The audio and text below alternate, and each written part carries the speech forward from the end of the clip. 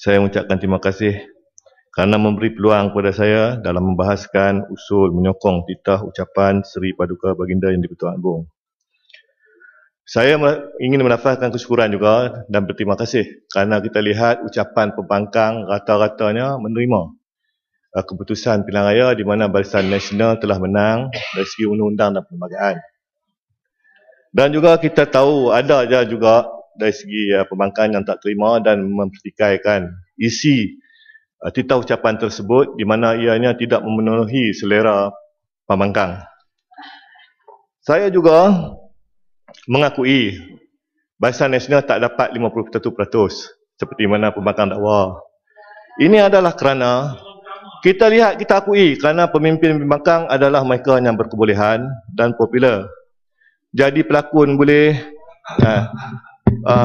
jadi nyanyi boleh, video boleh. Ni macam pelakon popular lah. Kembar seiras pun banyak kan. Jadi dalam filem-filem, jadi macam itulah. Apabila kita tengok internet gambar seiras tu, ramai orang minat kan.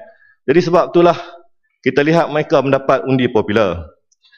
Dan juga kita lihat bahawa pembangkang ni pandai menipu dan memanipulasi. Pandai menipu. Dan tak apa, kita tengok kan. Tipu, memanipulasi dan memainkan isu perkauman.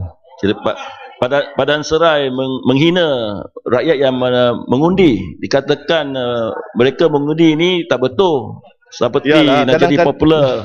Padang Serai sebelah sini. Tak dengar dulu, lagi saya bagi tahu. Oh, sorry, kadang-kadang orang undi pembangkang ni, dan juga saya akui ni nak bagi kredit dekat pembangkang ni.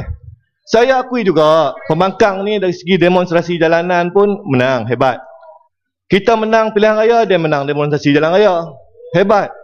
Jadi kita lihat apa yang kita akui ni. Jadi lepas ni, tapi jangan menghina pengundi lah. Itu yang kita nak hormati. Kita lihat di rata-rata tempat. Kita lihat demonstrasi walaupun macam mana pun, kita pembangkang mendakwa popular 5 juta lebih menyokong mereka. Tapi kita lihat walaupun dapat sambutan, hanya 10-20 ribu tak menggambarkan populariti mereka. Cuma kita lihat tempat di Padang Merebuk saja yang kurang orang sikit. Sebab apa? Pada masa tu jerbu. Jadi pembangkang ni takut jerbu daripada polis pula. Kan? Cuma jadi tuan-tuan, jadi tuan-tuan dan puan, jadi kita mengakui. Tapi lepas ni kita minta lah, kalau boleh dah kita akui Barisan Nasional menang, kita akui populariti pembangkang, janganlah buat demonstrasi lagi. Kerana apa saya lihat di sini, apabila tuan-tuan pembangkang melihat nak jaga ekonomi, turun harga kereta, isu pekerja-pekerja. Jadi kalaulah ada demonstrasi ni, kita lihat bahawa pelabur takut nak datang. Takut, saya tak apa. Tadi orang kata nak datang ni, traffic jam, orang nak cari makan susah kerana ada demonstrasi. Tetapi saya ni, di Padang Besar, kita melakukan program-program ekonomi, cari pelabur. Apabila ada demonstrasi, maka pelabur-pelabur takut nak datang. Jadi kesianlah kepada rakyat negeri-negeri yang tengah berusaha untuk memperkukuh ekonominya. Dan kalaulah pelabur datang, yang dapat kerja tu juga penyokong pembangkang pun dapat. Tapi kerajaan kata pelabur tidak terjejas. Dan juga pengunjung ke Malaysia pun tak. Saya nak sentuh sikit tentang undi. Jadi ini mana tadi fakta? Pun kita tengok fakta betul. Yang Mat, kerajaan kata tak terjejas. Yang Mat, nak bagi jalan Yang Mat. Duduk. Yang Mat, kita dalam debat mesti cakap yang benar dan betul, mengikut statistik dan fakta-fakta. Okey. Yang Mat, Padang Menteri kata tak terjejas. Dulu ahli parlimen dia cukup hebat, cemerlang. Jadi yang Muhammad nampak macam merapu. Tak apa. Jaga standard. Dulu yang Muhammad pernah besar ni pengurusi PAC, dia berbahas kawan dengan kita bagi cukup apa tertib. Nak jaga standard. Tak apa, saya teruskan.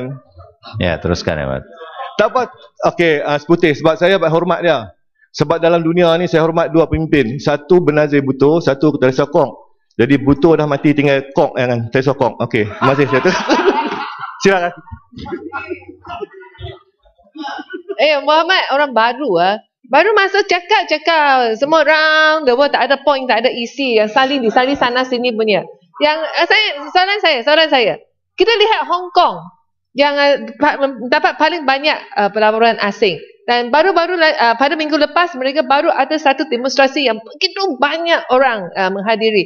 Kita lihat di Thailand Mereka berdemonstrasi beberapa bulan pun. Tapi kalau kita berbanding pelaporan yang masuk ke Thailand, ke Malaysia, kita dapati yang pelaporan asing yang masuk ke Thailand, ke Hong Kong dan banyak negara maju ni, yang ada banyak demonstrasi ni jauh lebih banyak daripada Malaysia. Jadi jangan salahlah kita. Adakan sokonglah pilihan raya yang bersih, adil dan bebas.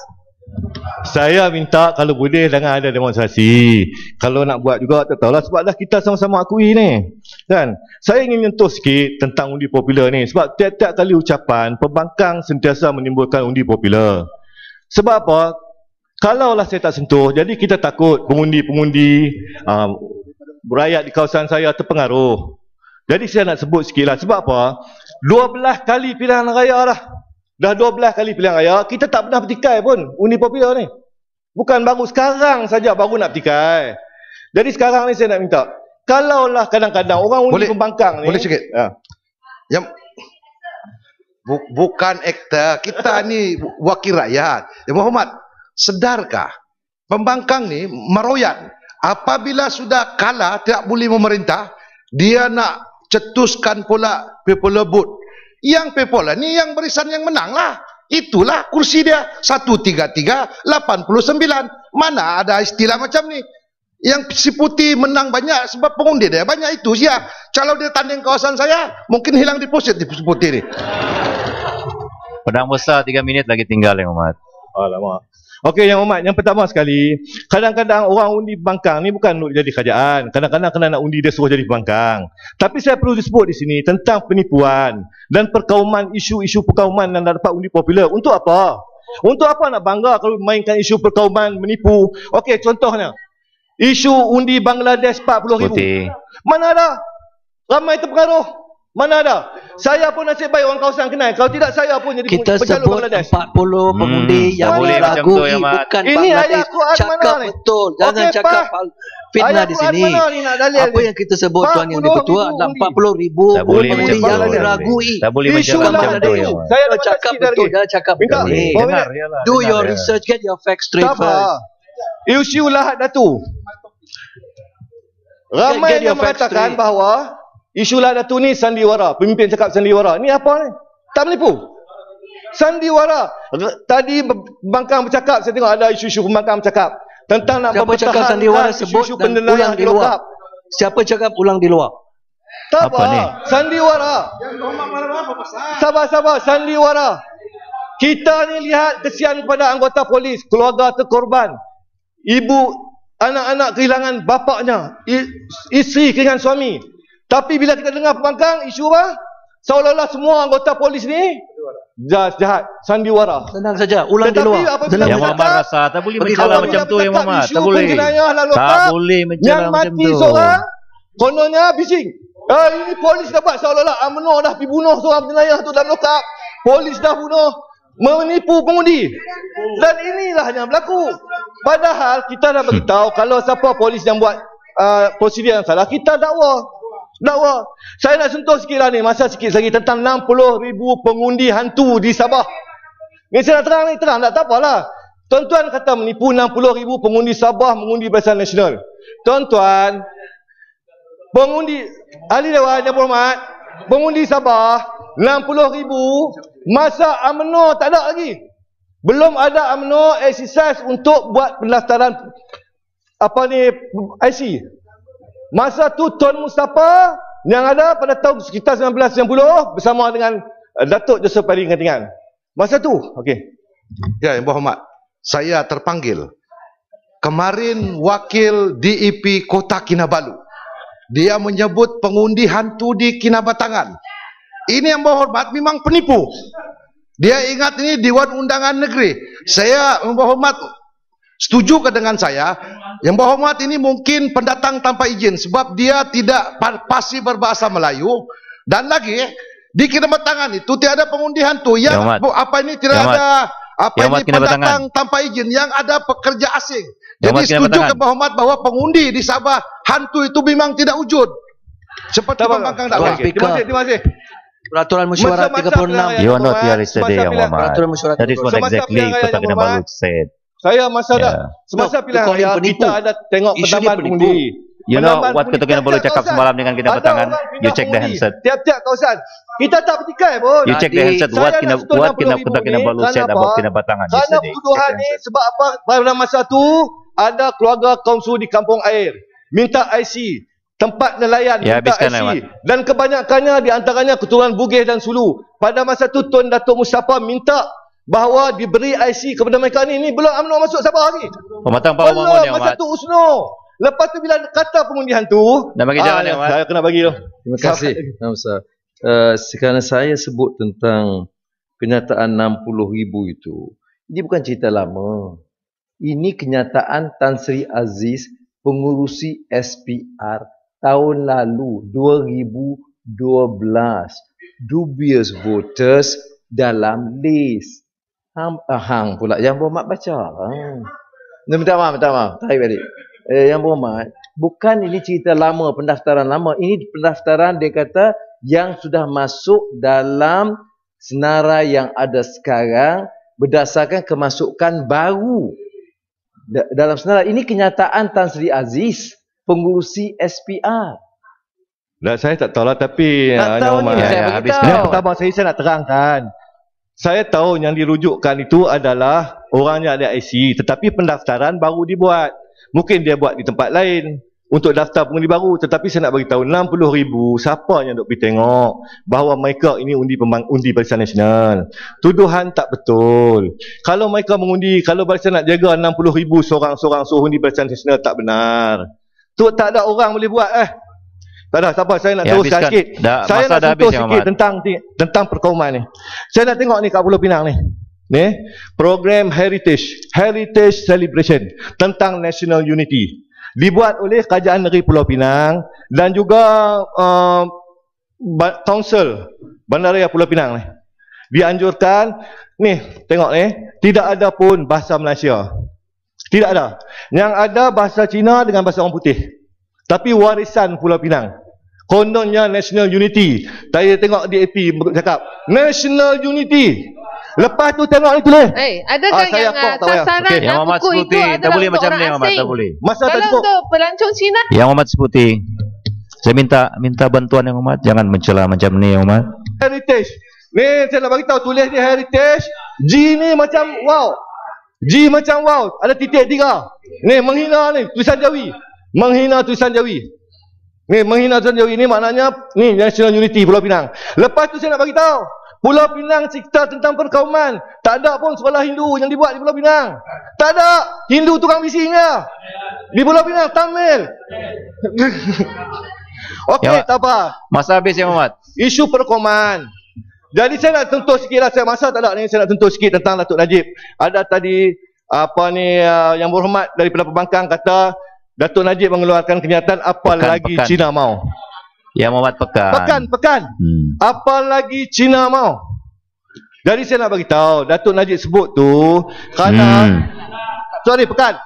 Yang pekan sebut tu, dia mengatakan bahawa dia dah bagi macam-macam, datang pujuk dia minta peruntukan dan sebagainya. Jadi dia bagi. Kita nak sokong berjuta-juta minta untuk sekolah Cina, dia bagi.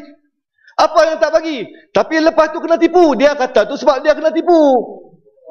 Dia kena tipu, kata nak undi tak undi. Tapi sekarang ni orang Melayu bertanya, apa Cina mau? Ini orang Melayu tanya ni, apa Cina mau? Pertama sekali, jadi wakil rakyat boleh. Jadi ketua menteri boleh. Semua boleh, speaker boleh. Apa tidak istimewa? 1 sampai 10 kaya orang Cina. Apa lagi Cina mau? Orang Melayu tanya. Tentang National Unity ni, apa petikai? Sebab kalau dapat 90% undi Cina, makna ada sesuatu yang dibuat seperti mana yang dikatakan oleh Kalabakan, Red Binami ke apa Ami ke, saya tak beli. Tetapi ada isu yang mengatakan sebut. Tapi saya nak nyatakan di sini bahawa apapun kita hendaklah kita faham. Dalam membina National Unity ini ataupun perpaduan kaum ini, yang pertama sekali kita kena akui bahawa Melayu itu tuan. Melayu itu tuan. Bukan saya tuan. Tetapi yang di Pertuan Agong itu adalah tuan. Tak payah mungkinlah DAP nak buat apa Republik lain cerita. Bolehlah, cukup. Tapi yang pertama sekali saya nak nyatakan, sebab tu kita sebut yang di Pertuan Agong. Kita jadi kena respect, kena hormat. Kita kongsi no equal right. Tak ada lagi seorang raja Cina, tak ada. 9 raja Melayu saja. Tidak ada lagi satu raja Cina. Equal right, no equal right. Okey, yang dipertua sikit saya nak tunggu tentang kawasan Padang Besar. Pertama sekali, dah habis lah saya nak sebut kawasan Padang Besar sikit. Yang Padang Besar ni kita minta lah, kawasan yang kurang maju ni, kawasan-kawasan yang menyokong Perisian Nasional dan kurang maju ni, saya minta lah, kalau boleh kita bagilah sedikit peruntukan geran tambahan oleh Kerajaan Pusat. Saya minta Kementerian Kewangan MITI, sebab Padang Besar kita mencadangkan di Perlis ada satu kawasan bebas cukai. Dan kita minta lah tumpuan dibagi untuk kita dapat kelulusan kawasan tersebut. Dan yang keduanya adalah program perumahan. 30 tahun di kawasan titik tinggi tidak ada perumahan rakyat miskin. Tak ada program perumahan. Jadi kita minta lah lepas ni, ini Padang Besar, kalau boleh diwujudkan program perumahan rakyat. Dan yang ketiga, dah masa nak habis lah. Ya, yang lain diam Yang Amat. Yang lain diam. Tolonglah ni untuk Padang Besar kan. Ya, terima kasih. Ni kita minta. Yang ni kita minta. Dan kalau boleh satu lagi, kita pun telah memohon hospital, tapi peruntukan ditarik balik. Jadi kita minta lah lepas ni Kementerian Kesihatan memberi keutamaan lah, sebab projek tu dah lulus dan Padang Besar memerlukan satu hospital. Ya, jadi saya ucap terima kasih banyak. Yang Amat Padang Besar. Saya boleh lah, terima kasih.